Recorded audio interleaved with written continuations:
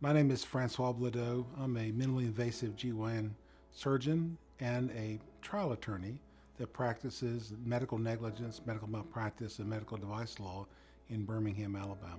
My father was a OBGYN doctor, and I had a brother that a year older than me that ultimately went to medical school. When I finished playing ball, I spent a summer clerking at the New York Supreme Court in Albany, New York.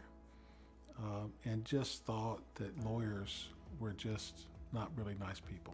I was going to go to law school, but still had a bad flavor about lawyers. I wasn't sure what I was going to do, and my dad said, well, why don't you go be a surgeon? And so I spent a year taking up some classes because I hadn't taken all the prerequisites for medical school. And then I went to medical school and then went to residency at Charity Hospital in Tulane in New Orleans and had a great educational experience there. And then went to practice in Birmingham in 1991. Practicing OBGYN, doing surgery and delivering babies. A few years later, decided to go back and get my law degree. Did that really because I was concerned about patient advocacy. And I could see that things were changing in healthcare.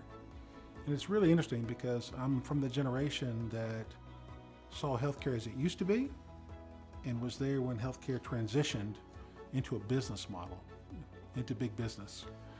And as this big business evolution of healthcare occurred, it became really apparent to me that not only were doctors being marginalized in the process, but their patients were being marginalized in the process. So at LawMD, one of the advantages that we have is that when we get a case, we have several members that are all in different specialties.